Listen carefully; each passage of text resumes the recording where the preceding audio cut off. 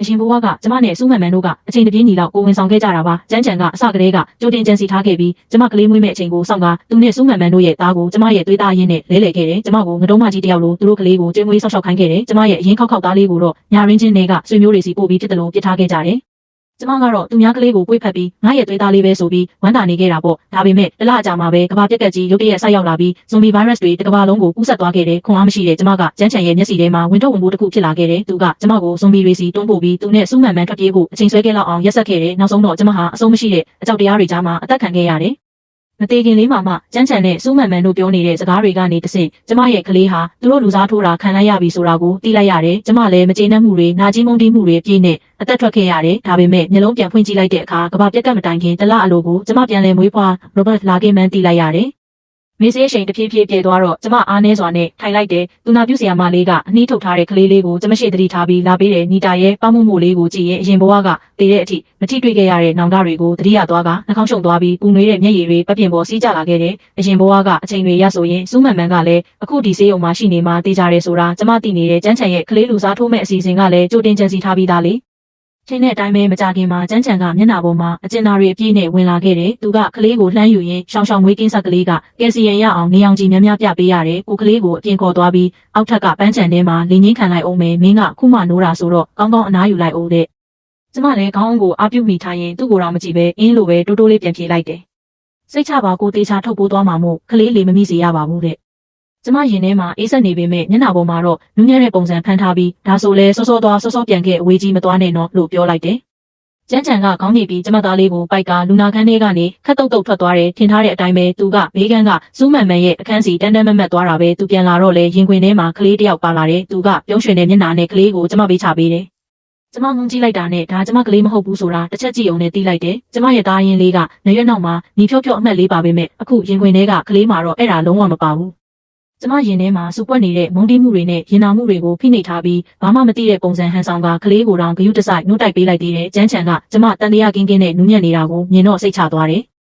ရှောင်းဒီရဲ့ပိုင်းကုမ္ပဏီမှာအရေးကြီးတဲ့ project တစ်ခုရှိလို့ကိုပြန်သွားကြည့်ရအောင်မယ်ကိုဂယုစိုက်ပြီးအနားယူတော့ရှောက်မသွားနဲ့တခုဆိုသူနာပြုကိုခေါ်လိုက်ကလေးငွေရင်လဲခေါင်းလောင်းနှိပ်ပြီးလူခေါ်လိုက်ကိုဘာသာအတင်းမလုံးနဲ့နော်ကျမလည်းမျက်လွှာချပြီးရင်ခွင်ထဲကကလေးကိုဖွက်လေးပုံရင်တိပါပြီးရှင်လောက်တာသွားလို့ပါလို့ပြောလိုက်တယ်ကျန်းချန်ကကျဉ်နဲ့သွားတဲ့ပုံနဲ့ကလေးကိုတစ်ချက်ကြည့်ပြီးလူနာခန်းထဲကနေထွက်သွားတယ်သူအခန်းထဲကထွက်သွားတာနဲ့တပြိုင်နက်ကျမလည်းဒီကလေးကိုပိုက်ပြီးအတန်မထွက်စေပဲသူ့နောက်ကနေတိတ်လေးလိုက်သွားခဲ့တယ်တကယ်ပဲကျန်းချန်ကစူးမှန်မှန်ကိုတွဲပြီးလူနာခန်းကနေထွက်သွားကအပြင်ကစားတောက်ဆိုင်မှာအစားတောက်ကောင်းတွေသွားစားကြတယ်မိဖွားထားကစားကျမကိုတော့လုံးဝဂယုမဆိုင်ကြဘူးကျမရဲ့သားရင်းလေးကတော့ကလေးကတင်ပေါ်မှာအကာအကွယ်မဲ့စွာအထီးကျန်စွာအိပ်ပျော်နေတယ်ကျမခက်တုတ်သွားပြီးကလေးနှစ်ယောက်ကိုအမြန်ဆုံးပြန်လဲလိုက်တယ်ကျမရဲ့သွေးသားလေးကိုရင်ခွင်ထဲတင်းကြပ်ပွေးဖက်ပြီးလူနာခန်းစီပြန်လာခဲ့တယ်ရင်ခွင်ထဲကအေးချမ်းစွာအိပ်ပျော်နေတဲ့သားလေးရဲ့မျက်နှာကိုကြည့်ရင်ကျမဆက်မအောင်ထားနိုင်တော့ပဲမျက်ရည်တွေကျလာကသူ့ရဲ့နှွေးထွေးတဲ့နဘူးလေးကိုငုံပြီးဖွက်လေးနမ်းလိုက်တယ်ဒီဘဝမှာတော့ငါသားလေးကိုဘယ်သူမှအထီးခိုက်မခံနိုင်ဘူးမကြခင်ရောက်လာတော့မဲ့ကဘာပြက်ကက်ကြီးထဲမှာငါတို့သားအမိနှစ်ယောက်တေချာပေါက်အသက်ရှင်တန်ရမယ်ဆေးရုံကဆင်းပြီးအိမ်ပြန်ရောက်တော့ကျန်းချန်ကခီးထွက်ရမယ်ဆိုတဲ့အကြောင်းပြချက်နဲ့လုံးဝပေါ်မလာတော့ဘူး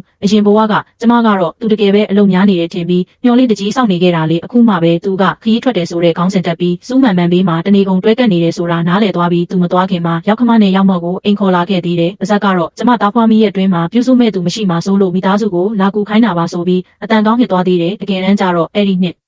ရောက်ကကျမကိုတမင်ဒုက္ခပေးဖို့လာကြတာရောက်ခမကအေကန်းထဲမှာတနေကုန်ထိုင်ပြီးသူကျန်းချန်နဲ့ကျန်းရွှေတို့ကိုငွေတုံးကဒုတိယနေ့မှာတဲ့အလုတ်စင်းလုံနိုင်ကြောင်းကျမလိုအလိုမလိုက်ကြောင်းဒီလောက်ရက်တွေကြာနေတာတော့အိယာတွေကမထနိုင်သေးဘူးလားဆိုပြီးစောင်းမြောင်းပြောဆိုနေတဲ့ရောက်မကလည်းအေကန်းဆိုပါပေါ်မှာတနေကုန်ပက်လက်လန်ပြီး TV စီစဉ်တွေကိုအတန်ကျဲကြီးဖွင့်ကရင်မောနေလို့ကျမခေါင်းတွေတောင်ကိုက်လာတယ်ကျမကိုပြုစုဖို့နေတာသူ့အမိုက်ကိုတောင်သူပြန်မရှင်းဘူးကျမကလည်းမိဖွားပြီးစောင့်မှုခန္ဓာကိုယ်ကအားနေနေပြီးလောင်ချိုင်တွေကနှစ်လေးလိုခိတခဏတီးခံနေရတယ်သူတို့နဲ့ပြဿနာမဖြစ်အောင်နေလိုက်တယ်သူတို့ဟင်းမချက်ပြင်းရင်ကျမဘာသာအာဟာရဖြစ်မဲ့အစားအသောက်တွေပြင်ကနေမှစားတယ်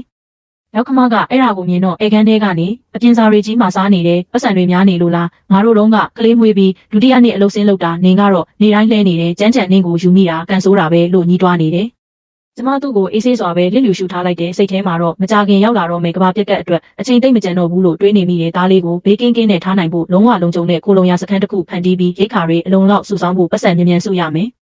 ကျန်းချန်ရဲ့စိတ်ကဒီအိမ်မှာမရှိတော့တဲ့အတွက်သူ့ပတ်စံတွေကိုကျမအတွက်သုံးဖို့ဆိုတာပိုတော့မဖြစ်နိုင်သေးဘူး။ဒါကြောင့်ညံသုံးပြီးယူမရမယ်သားလေးနည်းနည်းကြီးလာပြီးကျမကျမ်းမာရေးလည်းတော်တော်လေးပြန်ကောင်းလာတဲ့အချိန်မှာသားလေးအတွက်ပညာရေးအာမခံကျမ်းမာရေးအာမခံဝင်မယ်ဆိုတဲ့အကြောင်းပြချက်နဲ့ကျန်းချန်စီကနေရွမ်တသိန်းပူစားလိုက်တယ်။ကျန်းချန်ကလည်းဒါဟာသူနဲ့စူးမန်မန်တို့ရဲ့ကလေးအတွက်သုံးတာပဲလို့တွေးပြီးနည်းနည်းလေးမှတုံဆိုင်မနေပဲချက်ချင်းငွေလွှဲပေးတယ်။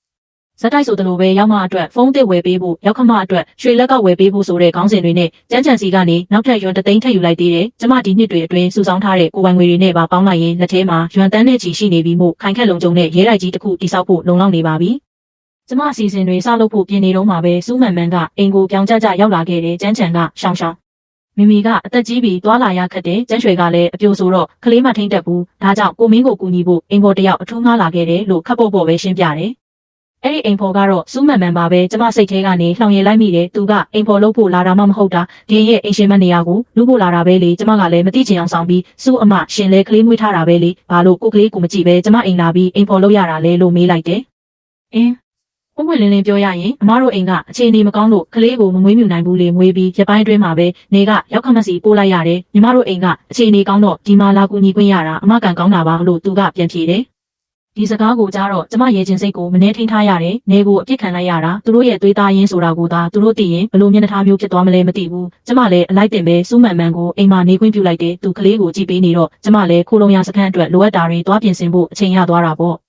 နေတိုင်းစူးမန်မန်ကကျမသားလေးကိုအချစ်ပို့ပြီးဂရုတစိုက်ပြုစုပေးနေတာကိုမြင်နေရတယ်ကျန်းကျန်တို့မိသားစုကလည်းကလေးကိုအသေးနှစ်လိုချစ်ကြတယ်သူဆိုရင်ကုမ္ပဏီရဲ့ရှယ်ယာ30%ကိုတောင်ကလေးနာမည်နဲ့လွှဲပေးလိုက်သေးတယ်ဒါတွေကိုကြည့်ပြီးကျမအရန်ကိုတယောချင်မိတယ်ဒီချမ်းသာကြွယ်ဝမှုတွေရှယ်ယာတွေဆိုတာကဘာပြက်ကက်ရောက်လာတဲ့အချိန်မှာတပြားမှတန်ဖိုးရှိမှာမဟုတ်ဘူးလုံလောက်တဲ့အစားအစာနဲ့ခိုင်ခန့်တဲ့ခိုးလုံးရစခန်းကသာအသက်ရှင်တန်ဖို့အဓိကအရာတွေလေတိုက်ဆိုင်ပဲနိုင်ငံခြားကိုမိသားစုလိုက်ပြောင်းရွှေ့အခြေချမဲ့တငယ်ချင်းတယောက်စီကနေတောင်ပေါ်ဒေသကလုံချင်းပြီလားဘယ်ဝါအင်ကြီးတစ်လုံးအလို့ရှိနေတယ်လို့သိရတယ်ကျမလည်းချက်ချင်းဆက်သွယ်ပြီးဈေးတက်နဲ့ရေရှည်ငှားရမ်းလိုက်တဲ့ဖုန်းထဲမှာတငယ်ချင်းဖြစ်သူကအတန်ကိုနှိမ်ပြီးရှောင်း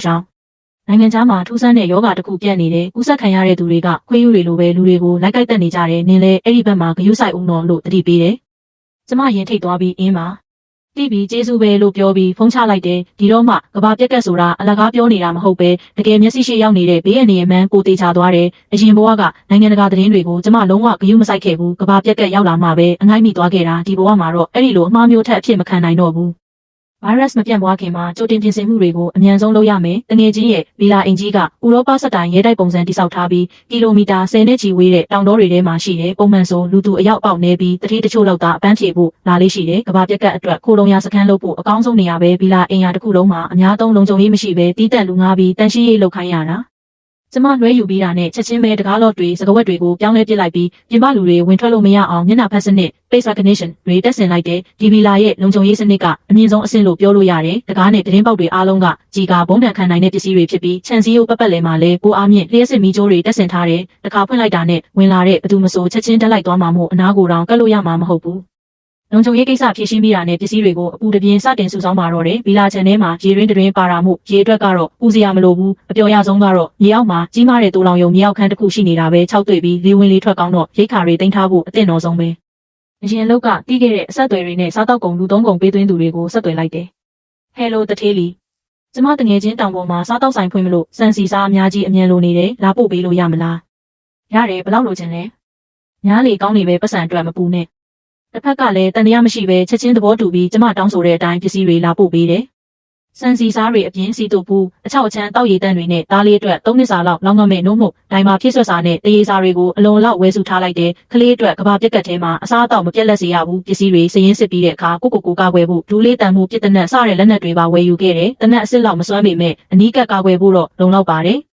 အပြိုင်နက်ထဲမှာပဲတခွားခရမ်းမြုပ်မုံကြီးပဲတောင်ရှိစတဲ့ဟင်းသီးဟင်းရွက်မျိုးစေ့တွေဝယ်ပြီးခြံထဲမှာစိုက်ခင်းလုပ်ကကိုဘာသာစိုက်ပျိုးစားတောက်ဖို့ပြင်ဆင်ထားတဲ့ခြံထဲမှာအသုံးမပြုပဲပစ်ထားတဲ့ရေကူးကန်လေးကိုတွေ့တော့ညံပေါ်သွားပြီးငါးသားပေါက်ရာနဲ့ချီဝယ်ထည့်လိုက်တယ်ပြီးတော့ဦးစားချက်မှ10ကောင်ကျော်နဲ့ဘဲဖြူ10ကောင်ကျော်ဝယ်လိုက်တယ်ဦးလဲစားလို့ရတယ်လို့လိုအပ်ရင်အသားလဲစားလို့ရတာပေါ့ငန်းတွေကတော့ငငယ်တုန်းကရွာကငန်းတွေလိုက်ကြိုက်ဖူးတဲ့အရေးကြီးရှိနေလို့မဝယ်တော့ဖို့ဆုံးဖြတ်လိုက်တယ်ကဘာပြက်ကက်ရောက်ဖို့တစ်ဆက်ရက်လေးပဲလိုတော့တယ်အရာအားလုံးလုပ်ပြီးလို့အိမ်ပြန်ရောက်တော့အပြင်မှာမှောင်မိုက်နေပြီးကျမအိမ်တကားကိုတွန်းဖွင့်လိုက်တာနဲ့ဖန်ခွက်တစ်ခွက်ကကျမခြေရင်းကိုခွန်းခနဲလာဆင်ပြီးကွဲသွားတယ်ဖန်ခွဲစာတွေလွင့်စင်လာလို့ကျမလည်းလန့်ပြီးတကူလုံးတုံသွားတယ်မောကြည့်လိုက်တော့မကြည်မနှက်ဖြစ်နေတဲ့ရောက်ခမရဲ့မျက်နှာအပြင်အိတ်ခမ်းထဲမှာခန္ဓာကိုယ်တောင့်တင်းနဲ့ယောက်ျားတစ်ယောက်ရက်နေတာကိုတွေ့လိုက်ရတယ်အဲ့ဒီလူရဲ့မျက်နှာကိုတေချာမြင်လိုက်ရတဲ့အချိန်မှာတော့ကျမတကူလုံးကသွေးတွေအေးခဲသွားသလိုခံစားလိုက်ရပါတော့တယ်